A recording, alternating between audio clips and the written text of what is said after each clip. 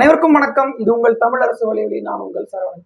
இன்றைக்கு நிறைய செய்திகள் கொட்டி கிடக்குது. சிலருக்கு விருதுகள் வழங்கப்பட்டிருக்கு, மற்றவர்களுக்கும் நீதிமன்றத்துடைய தீர்ப்பு வந்திருக்கு, நாடாளுமன்ற நிலைக்குழு கூடியிருக்குது, புதிதாக அமைச்சர் ஒரு பதவியேற்றிருக்கார். இப்படி பல செய்திகள் இருக்குது.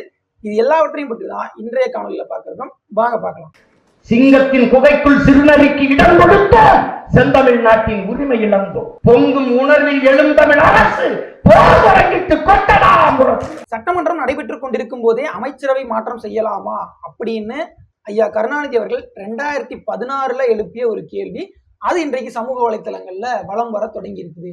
இது உண்மையான தேடி பார்த்தோம்னா அது உண்மையான பதிவு தான். எக்ஸ் தளத்துல ஐயா கருணாநிதி அவர்களுடைய எக்ஸ் தள பக்கத்துல ட்விட்டராக இருக்கும்போது அவர் போட்ட ஒரு பதிவு தான். அது என்னைக்கு போட்டிருக்கிறாருன்னா செப்டம்பர் 3, 2016 அன்றைக்கு.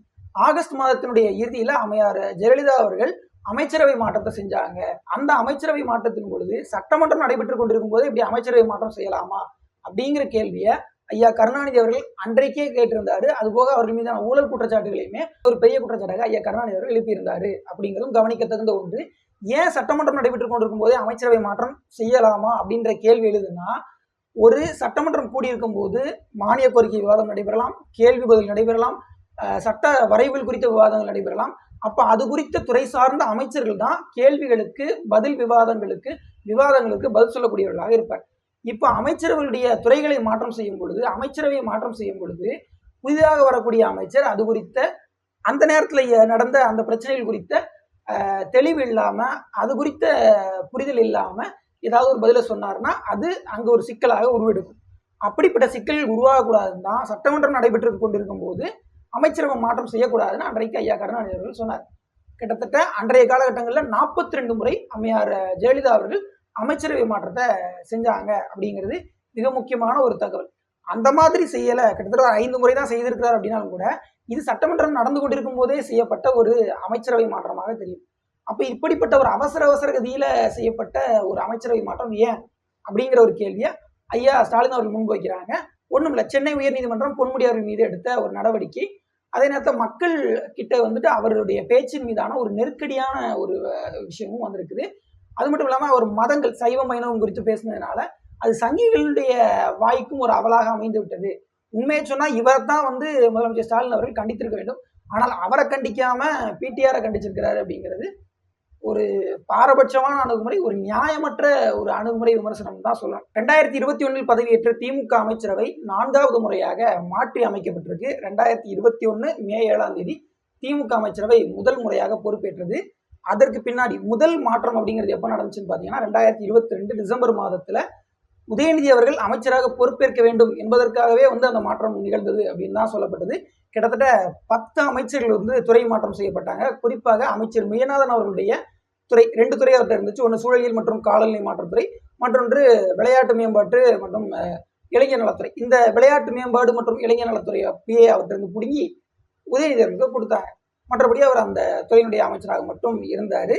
அதற்கு பிறகு 2023 அமைச்சரவை மற்றொரு மாற்றம் பெற்றது. அதுல டிஆர்பி ராஜா உட்பட சில அமைச்சர்கள், புதிய அமைச்சர்கள் வந்தாங்க. ஆவடி நாசர் போன்றவர்களுடைய துறையெல்லாம் கூட மாற்றி அமைக்கப்பட்டது அப்படிங்கிறதும் ஒரு செய்தி. 2024 அதாவது செந்தில் பாலாஜி சிறையிலிருந்து மீண்ட பிறகு கடந்த செப்டம்பர் மாதத்தில் நிகழ்ந்த அந்த அமைச்சரவை மாற்றத்தின் பொழுது துணை முதலமைச்சராக உதயநிதி அவர்கள் ஆனார். அதே நேரத்தில் சிலருடைய அமைச்சர் பதவிகள்லாம் கூட பிடுங்கப்பட்டது. சிலருக்கு அமைச்சருடைய அந்த பொறுப்புகள் கூட மாற்றி அமைக்கப்பட்டது. தற்பொழுது ஏற்கனவே இருந்த 2 அமைச்சர்கள், ஒருவர் பொன்முடி, மற்றொருவர் செந்தில் பாலாஜி அவர்கள். செந்தில் பாலாஜிக்கு உச்சநீதிமன்றம் கொடுத்த நெருக்கடி, ஒன்று பதவியில இருந்துகிட்டே சிறையில இருங்க, இல்ல பதவி இல்லாம வெளியே ஜாமீன்ல இருங்க அப்படிங்கிற ஒரு வித்தியாசமான ஒரு ஆஃபரை கொடுத்திருந்தாங்க. எப்போதும் ஒருவர் அமைச்சர் பதவியில் இருக்க வேண்டும் இருக்கக்கூடாது என்பதை நீதிமன்றம் முடிவு செய்ய முடியாது. தகுதி நீக்கம் செய்யப்படும் போது மட்டும்தான் அவர் அந்த அமைச்சர் பதவி இழக்கிறாரை தவிர்த்து ஒரு வழக்கு விசாரணையில் இருக்கும்போது அவரை பதவியிலிருந்து நீக்குவதற்கு நீதிமன்றத்துக்கு அதிகாரம் கிடையாது. அதனாலதான் உச்சநீதிமன்றம் நீங்க பதவியில இருந்தா நாங்க உங்களுடைய ஜாமீனை ரத்து செய்யறோம், ஜாமீனை தான் அவங்க ரத்து செய்ய முடியுமே தவிர்த்து அமைச்சர் பதவியை நீக்கம் செய்ய முடியாது அப்படிங்கிற ஒன்று இருக்கு. அதன் அடிப்படையில அந்த கேள்வியை கேட்டிருந்தாங்க. செந்தில் பாலாஜி இன்றைக்கு திங்கட்கிழமை அவர் பதில் சொல்ல வேண்டிய நிலைமை இருந்துச்சு. நேற்றைக்கு மாலையிலேயே அவருடைய பதவி அப்படிங்கிறது ராஜினாமா செய்து விட்டார் அப்படிங்கிற ஒரு செய்தி நமக்கு வந்துச்சு. மனோ தங்கராஜ் அவர்கள் கடந்த செப்டம்பர் மாதத்தின் போது அவருடைய அந்த பதவி அப்படிங்கிறது அவர் பதவியிலிருந்து நீக்கப்பட்டிருந்தாரு. 2021 பதவி இருக்கும் பொழுது அவர் ஐடி மினிஸ்டரா இருந்தாரு. அதற்கு பிறகு பிடிஆர் அவர்களுக்கு ஐடி மினிஸ்ட்ரியை கொடுத்த போது இவர் வந்து பால்வளத்துறை அமைச்சராக மாற்றப்பட்டார்.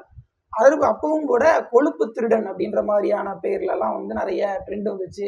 அவர் வந்து ஆவின்ல வந்து கொழுப்பு திருட்டில் ஈடுபட்டார் அப்படிங்கிற குற்றச்சாட்டை பாஜகவை சேர்ந்த நிறைய பேரை வச்சிருந்தாங்க. அதற்கு பிறகு கடந்த ஒரு 6 மாதங்களாக, ஒரு 6-7 மாதமாக பதவி இல்லாமல் இருந்தார். இப்போது அவர் மீண்டும் பதவியேற்றிருக்கிறார். ஆளுநர் மாளிகையில் அவருடைய பதவி ஏற்பு விழா நடந்து முடிந்திருக்கிறது. அவருக்கு இந்த மலச்செண்டுலாம் கொடுத்து முதலமைச்சர் ஸ்டாலின் அவர்கள் வாழ்த்து தெரிவிச்சிருக்கிறாரு. அதுபோக இதற்கு முன்பு அவர் வகித்த பால்வளத்துறை அமைச்சர் பால்வளத்துறையே அவருக்கு மீண்டும் ஒதுக்கப்பட்டிருக்கிறது அப்படிங்கிறதும் இன்றைக்கு செய்தியாக வந்திருக்குது.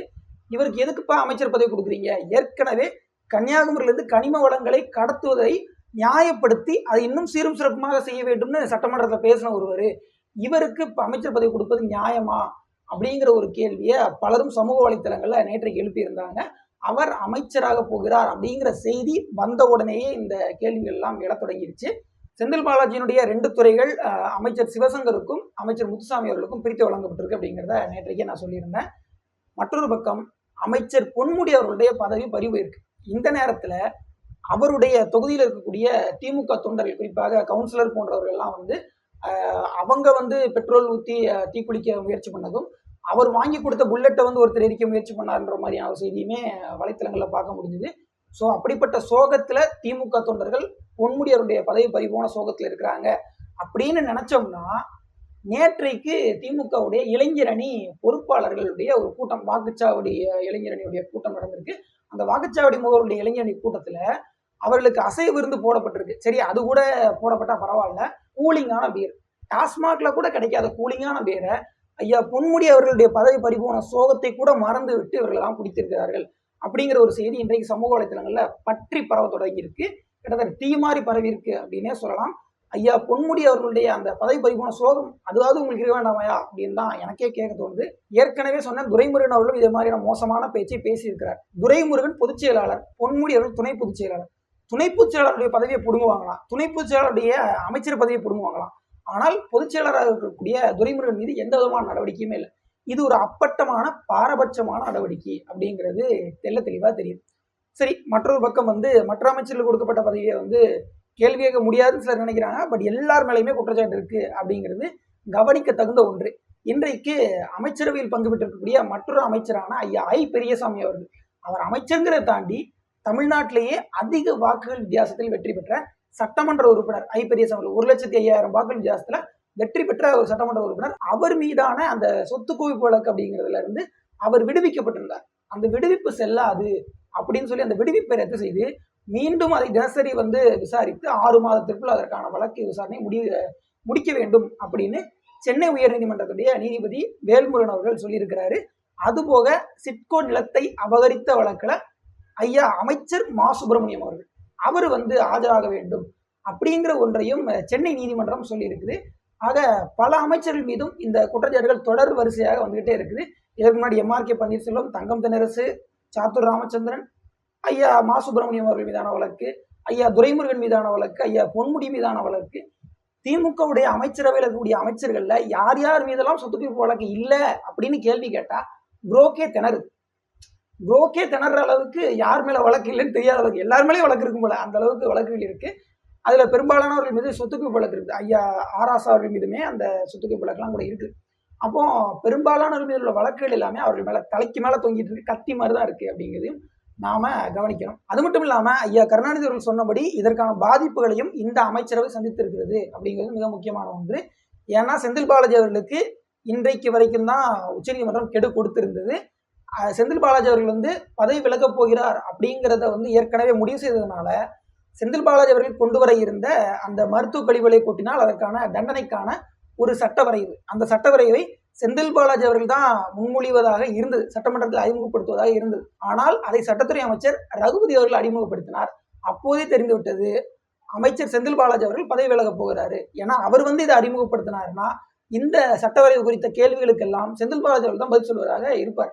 ஆனால் அவர் தான் என்னால பதவி விலக போறாரு, அதனால அவர் வேண்டாம் அப்படின்னு சொல்லிட்டு சட்டத்துறை அமைச்சர் ரகுபதியை வைத்து அந்த சட்டத்தை அறிமுகப்படுத்தினாங்க சட்டமன்றத்துல. முன்பே சொன்ன மாதிரி இன்றைக்கு தமிழகத்துல சட்டமன்றம் நடந்திருக்கு. சட்டமன்ற நடவடிக்கைகள்ல மிக முக்கியமான தகவல்னு பார்த்தோம்னா 110 விதியின் கீழ ஐயா ஸ்டாலின் அவர்கள் சில விஷயங்களை வந்து அறிவிச்சிருக்கிறாரு. சில முக்கியமான அறிவிப்புகள்னு சொல்லப்படுது.